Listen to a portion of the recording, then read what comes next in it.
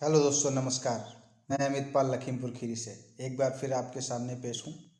और सबसे पहले मैं नव वर्ष की हार्दिक शुभकामनाएं आप सबको देता हूँ कि ये नव वर्ष आपको सुख समृद्धि और वैभव से संपन्न करे और ज़िंदगी में नई ऊंचाइयां प्राप्त करने का आपको मौका मिले इस साल में। और दोस्तों, आज मैं आपके सामने आया हूँ तो मैं एक नए टॉपिक के साथ आया हूँ। जैसा कि मैं अभी बहुत जगह पे गया, मुझे मौका मिला कि बहुत सारे लोगों से मिलने का, बहुत सारे स्टूडेंट्स से मिलने का, बहुत सारे टीचर से मिलने का।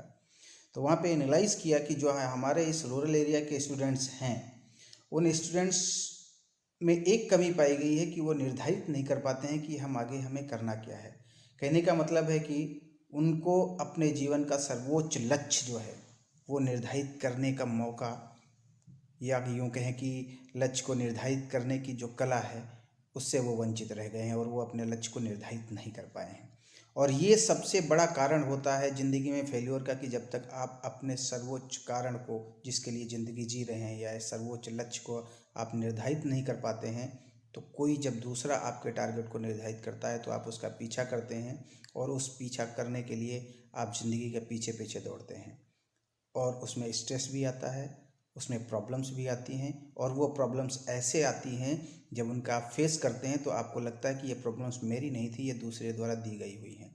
लेकिन जब आप अपने लक्ष्य को निर्धारित करते हैं, जब आप अपनी खुशी का लक्ष्य होता है, आपकी रुचिकर का जो जिसमें रुचि होती है वो लक्ष्य होता है, तो उसमें आने वाली प्रॉब्लम्स को आप बहुत सहजता से उनका सामना कर सकते हैं, सामना करते हैं लोग, और उसके बाद में आप सक्सेस हो सकते हैं। तो मैं आज आपको एक ऐसा कॉन्सेप्ट बताने वाला हूं कि जिससे आप अपने जीवन के सर्वोच्च कारण को, जिसके लिए आप ज़िंदगी जीना चाहते हैं, वो ऐसा एक सर्वोच्च कारण जो आपको सुबह आपके बिस्तर से उठ कर के एनर्जेटिक होकर आपको काम करने पे मजबूर करता हो, जो ऐसा कारण जो आपको खुशी देता हो, उस कारण को निर्धारित करने का एक कॉन्सेप्ट मैं आपको बताने वाला हूँ। ये कॉन्सेप्ट जैपनीज़ कॉन्सेप्ट है और इसका नाम है इकिगाई।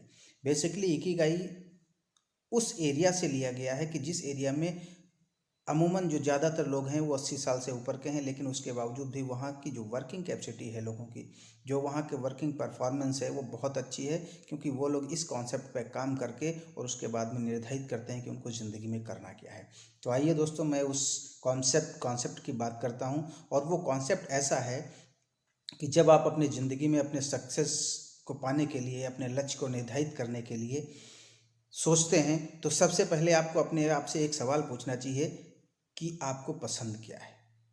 कभी ऐसा होता है जब आपको जो चीज़ पसंद है और उसके लिए आपको आंसर मिल जाए कि मुझे ये फला चीज़ पसंद है, तो आप अपने आप से दूसरा सवाल करें कि क्या आप उसमें निपुण हैं, क्या आपके अंदर वो कला है जो चीज़ आपको पसंद है। सपोज करें आपको कि क्रिकेट खेलना बहुत पसंद है, बट क्या आप विराट कोहली के तरह, क्या आप रोहित शर्मा की तरह वो क्रिकेट खेल सकते हैं?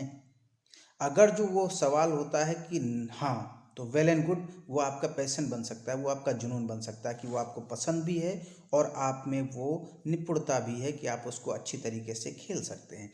लेकिन अगर जो वो सवाल सेकंड जो है कि आप जब कहते हैं कि हम इसमें निपुण हैं और वो ना में आता है, तब आप उसमें ये पूछ सकते हैं अपने आप से कि क्या मैं ट्रेनिंग के द्वारा, क्या मैं कोई ऐसे ट्रेनर के पास जाऊं कि उसके बाद में वो मुझे सिखाए और मैं उसमें काबिल हो सकता हूं, तब भी वो आपका पैशन बन सकता है। लेकिन अगर जो आप में वो आप उसमें निपुण भी नहीं हैं और आप अपने अंदर वो क्वालिटी पैदा भी नहीं कर सकते हैं, तो फिर आप दूसरे लक्ष्य का निर्धारण कीजिए, क्योंकि वो लक्ष्य आपके लिए सही नहीं है, वो आपका जुनून नहीं बन सकता है।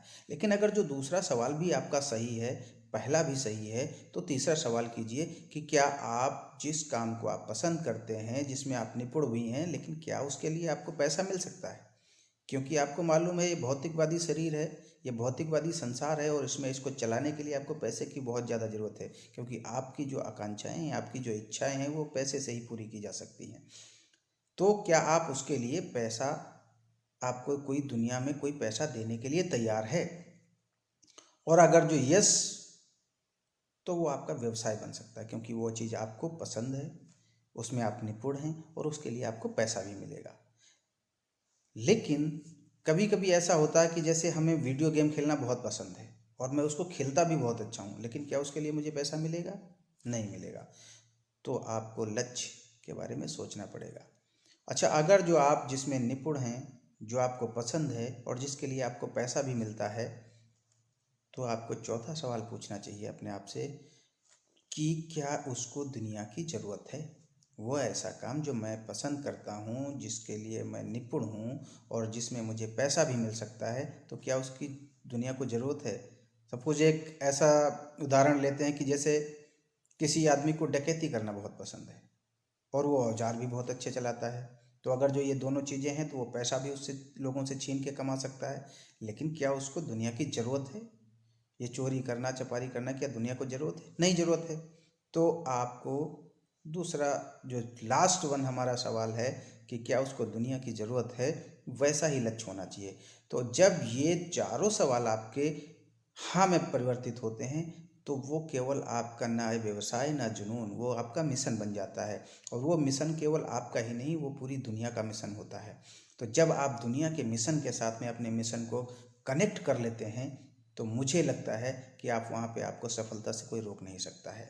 तो दोस्तों, ये है इकिगाई कि जो चीज़ आपको पसंद है उसमें आपको निपुण होना चाहिए, उसके लिए आपको पैसा मिलेगा और वो दुनिया को ज़रूरत है। जब ऐसा कोई लक्ष्य निर्धारित करते हैं जो ये चारों पैमाने पर सही आता है, दुनिया में ऐसी कोई ताकत नहीं है जो इसको आपको प्राप्त करने से रोक ले, आपको सक्सेस होने से रोक ले। तो मेरा मानना यही है कि सबसे पहले आपको लक्ष्य का निर्धारण करना चाहिए। उसके बाद में जब लक्ष्य का निर्धारण हो जाता है तो सबसे पहले आप उसको समय सीमा निश्चित करें कि अब इस लक्ष्य को हम कितने दिन में प्राप्त करना है। जब आप समय सीमा निश्चित करेंगे तो उसके बाद प्लानिंग पार्ट आता है। जब प्लानिंग कर लेते हैं तो उस प्लानिंग को आप एक्शन में चेंज कीजिए और जो आपने प्लानिंग की है उसमें डिसिप्लिन रहें कि आपने जो प्लानिंग की है, जो समय निर्धारित किया है, उसके साथ में डिसिप्लिन के साथ में हमें इतने दिन में अचीव करना है। तो दोस्तों, मुझे लगता है कि आपको ये वीडियो देख के आपको आपके लक्ष्य को निर्धारित करने में बहुत सहायता मिल सकती है। आप अपना लक्ष्य निर्धारित करें और उस लक्ष्य तक पहुँचें, यही मेरी शुभकामना है। Thank you so much.